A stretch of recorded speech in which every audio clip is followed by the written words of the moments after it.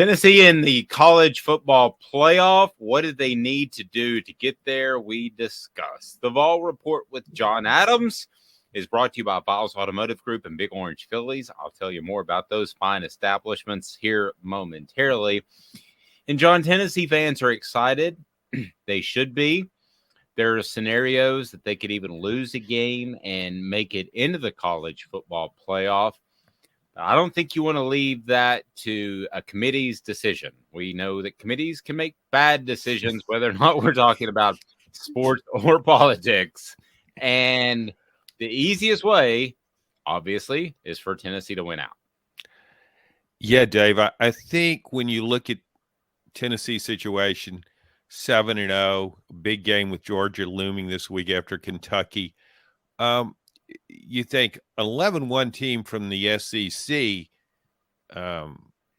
belongs in the playoff. Pretty much. However, we've got a situation this year where Alabama's got one loss. If it wins out and plays in the SEC championship, we're representing the West, and that's a very real possibility. Tennessee loses to Georgia. You got Georgia and Alabama playing the SEC championship game. Alabama wins. You got Alabama. You're going to have Alabama's going as the SEC champion. There's no doubt about that. And with its only loss, a 3-point defeat to Tennessee, and you have Georgia playing in the SEC championship game, beat Tennessee head to head. Tennessee could be 11-1 on the outside looking in. The committee's not going to take 3 SEC teams, even though I would prefer an 11-1 Tennessee team over a 12-0 Clemson team. I think it's a better team than Clemson, but the committee won't do that. I mean, how would that look for the college football playoff to say, well, we realize we got all these Power 5 conferences, but it's really just the SEC, and maybe we'll throw in another team. I mean, it looks like an SEC playoff.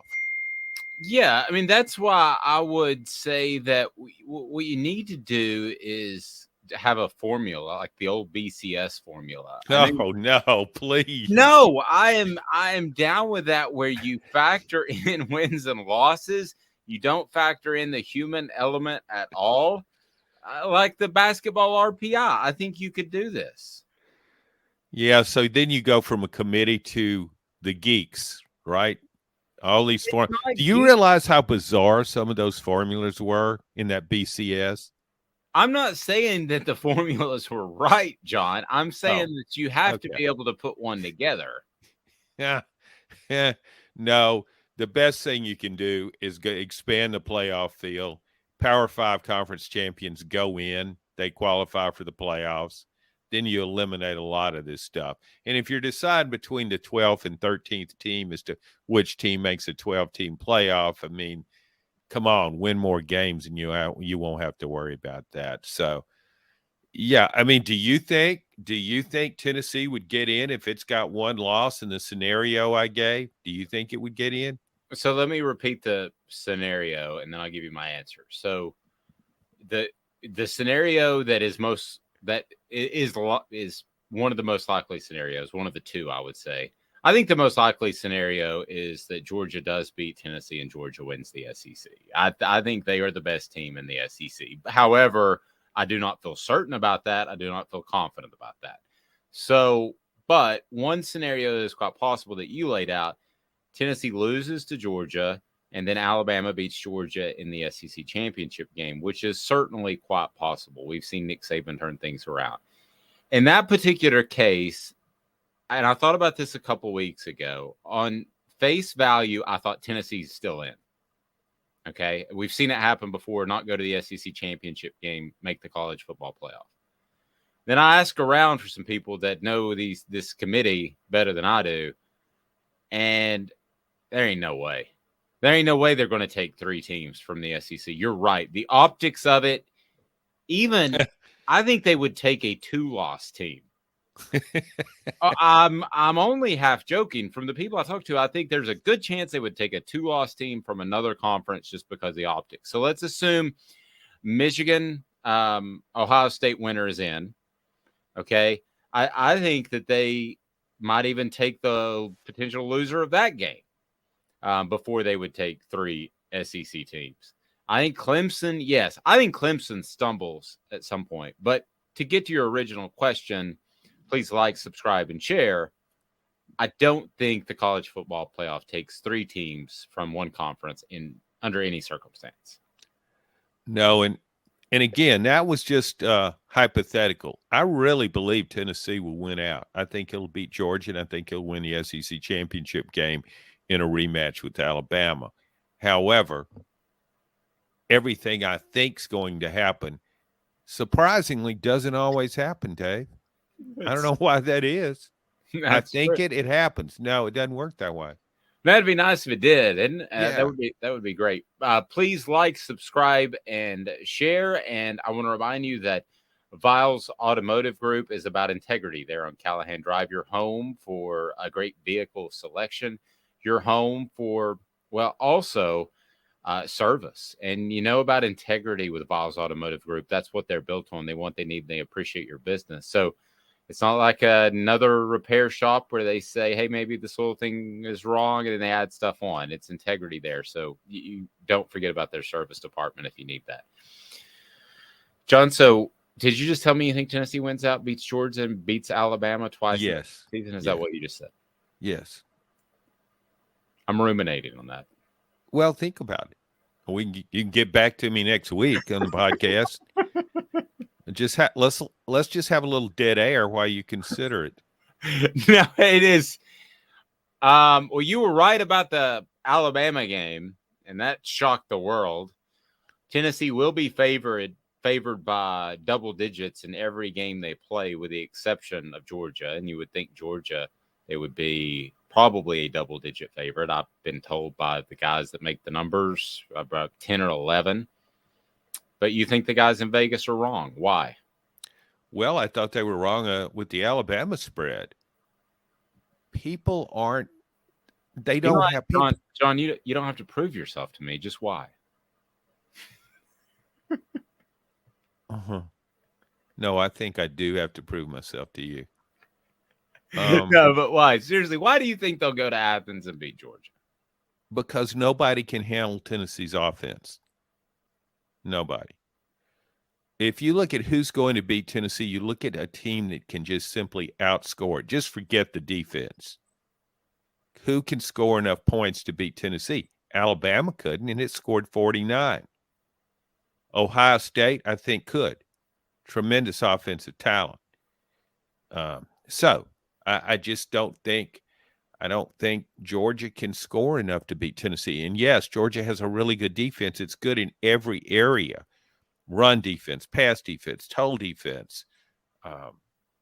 Can do a lot of things well and has a better secondary than Alabama. But go back to the Alabama game. Tennessee didn't just beat Alabama. It embarrassed probably the greatest football coach of all time in the college ranks, in Nick Saban. He looked lost over there on the sidelines. I thought he might just wander off the field, not come back. Where did Nick Saban go? I don't know. He was here a minute ago, and now he's just gone. He's had enough. He doesn't know what to do. It was a shell shock kind of thing. Yeah. He's gone to get a better haircut. Maybe that's what he's doing. I'm surprised that you think they would win out. I'm as equally surprised that you think they would beat Alabama twice as opposed to beating Georgia in Athens. But you kind of answered my question before I even ask it. You just think that this offense is pretty much unstoppable. Yeah, and you go back to the Alabama game. Look what Alabama's done outside the Tennessee game. It's given up like 11.5 or something points a game. Completely shut down Mississippi State last week. Mississippi State scored 40 or so on A&M, which has a pretty good defense. As I said, Nick Saban didn't have an answer for Tennessee's offense, and I don't think he'll have an answer if they played in the SEC championship game. And he's probably the best defensive backs coach of all time. Yeah. I mean, of all time, but I'm not sure he is right now. Okay. On game day, on game day, I would take Kirby Smart over Nick Saban now. And he's another defensive guy. Saban was his mentor, longtime defensive coordinator for Alabama. Yeah, he's the foreman for Saban's defense. It was Saban's defense, not Kirby Smart. But I look what he's done, and I look how engaged he is on the sidelines. I know he's running around frantically sometimes, but he's locked in on what's going on with that game. He really is locked in. And think back to Saban on the sideline against Tennessee. Did he look locked in? He looked as though somebody had locked him out. Yeah. Well, you know how I feel about recruiting rankings. So the question I have is this: more coaching, more talent, or both? And it's brought to you by Big Orange Phillies. They're in North Knoxville on Maynardville Pike, close to Maynardville. It is family friendly, so you can just hop in and know that you'll have a great time. You can shoot some stick. They got billiards. You can throw darts. They're simply awesome. That's Big Orange Phillies on Maynardville Pike. Again, family friendly. Watch the Vols, and you will have a fantastic time. Close to Powell as well. So get on up there. So, John, if you want to go back in recruiting rankings, which this just in, they're oftentimes orchestrated, and they're oftentimes not worth the numbers that are written down, the time it takes to write them down. So, when I look at this team, I think they're talented. I think they're very talented. But I would say if I had to put a percentage on it, I do still think it's 70% coaching. And I look at some of the things, we started calling it the Veer raid because its principles are in the Veer. It's a pretty good name, huh? It's not G-Gun, but it's good. And the raid thing, I mean, the one touchdown that they had with Jalen Hyatt, where he caught what looked like just a little simple, maybe some people would call it a screen, but nobody's blocking for him. That's an RPO play that is an extended option play that, to me, I don't see anybody else running in college football. So I ask you the question, what percentage of this is coaching? What percentage of this is underrated talent from the get? I think the majority of it's coaching. I think it's a system. And we see this happen from time to time in football where somebody has something that's ahead of the game. We saw it with the wishbone a long time ago. It had a short shelf life, and it was hard to recruit to. But if you had Ohio State ran the wishbone, I think it could still win a lot of games with the talent if it could procure the same talent. But I think that's what's happened with this offense. And I think anytime you can run an option, that poses the greatest problem for a defense is the option, whatever kind the option is. And I remember many years ago, I think it was Watson Brown. It was Watson or Mac Brown talking about the ideal offense. And he was saying, well, it would be an option offense and integrated with a passing game. And that's essentially what you have now. The pass is another option off this because that's a good point. I mean, you bring up the veer. Yeah, you're faking that. The defensive line has to respect when the quarterback puts the ball appears to be handing the ball to the running back. Defensive line has to respect that. And the linebackers, especially on the goal line. And very, very much so. Yeah. And that was always the thing. The beauty of the veer and why it worked, teams used it because it kind of could negate talent. And I thought Alabama's talent on defense was negated against Tennessee. And I don't know. It's hard to put I do think Tennessee's talent was underrated. But still, it's hard to believe when you look at Tennessee and you say, okay, how many draft picks are on this? How many people go in the draft next year?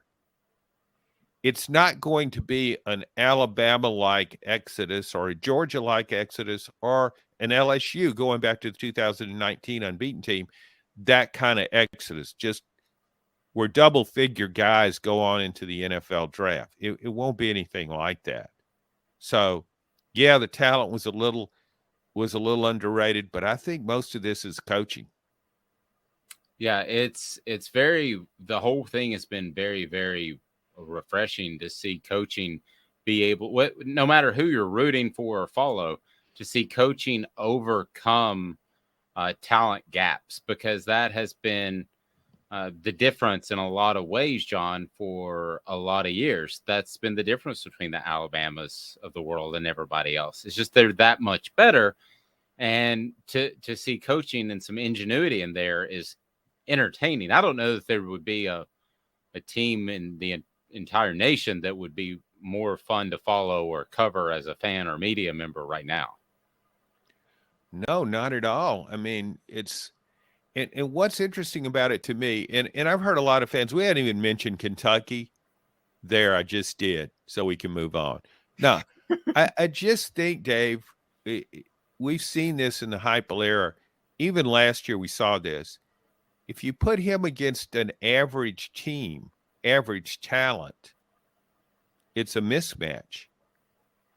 Even when he seemingly has average talent too, going back to last year, you look what Tennessee did against Missouri. It was threatening to score about 80 or 90 on Missouri, and it kind of backed off. And South Carolina, same way, didn't score as many on South Carolina. But yeah, those kind of teams, they just can't keep up with. I mean, Alabama's talent can't keep up with it. So that's why I kind of dismiss Kentucky as a severe threat to Tennessee. I think a lot of fans are worried about the game because it's, quote, a trap game, looking ahead to Georgia and just a couple of weeks removed from the huge Alabama win. But I just look at it and think, how in the world can Kentucky score enough points to beat Tennessee? It scored 37 on Miami of Ohio. That was its high mark. So how is it going to score 57 on Tennessee? It might need to win the game. Yeah, and I will say this about this Tennessee team. Please like, subscribe, and share on our YouTube page. You can check out the Vol Report with Jacob Warren and Cooper Mays. I believe firmly, based off what they've done against the UT Martins of the world, the Akrons of the world, that they will continue to get better. So this football team that shows up in Athens will be a better football team than the one that beat Alabama. Whether or not that shows up on the field or the point spread, I don't know. But I just don't see this team. And this could, you could chalk this up in previous years to coach speak, but it's gone beyond that because they've proven it on the field. When I talk to these players, I hear from these coaches, they're consistently happy with the effort in practice, and they're consistently getting better. And I don't think that's malarkey. I think that's real. Dave, that another factor in this is the players. You can't fool players. You can't con them into thinking, yeah, we can beat anybody. The confidence has to come from a track record, from success. And I think the players really believe in what Heupel's doing. They really believe in this offense and the defense. Even though it's struggled and it's got some weaknesses in the secondary, it can shut down a running game. And so I think the players feel confident and they play aggressively, and it doesn't matter if things aren't going well at the moment. And I think that in part is about Heupel. You go back to when Steve Spurrier was at Florida in the 1990s, nobody could stop his offense. Defense played really well too. And the players had so much confidence that their coach could outcoach the other guy. And that's a good feeling to have going into a game. Interesting. I'm pretty taken aback that you're picking them. I guess I shouldn't be anymore. This team's proven enough, but you've got them beating Georgia and beating Alabama for a second time. That would absolutely top 98 as. I mean, yeah. I mean, you would be talking about the greatest season in Tennessee football history, right? Yeah. I mean, you still have to go through the playoff, though. Well, yeah, there's that. I mean, there is that issue. But yeah, and again, let's go back to last year. I want to put my prediction in perspective. I thought the point spread, I don't even remember what it was now. The point spread on the Music City Bowl, Tennessee versus Purdue, Mm-hmm. that was one of the all-time greatest bets I've ever seen in college football, to take Tennessee and give the points. Purdue's best player, its wide receiver, David Bell, was out for the game. The whole offense kind of went through him.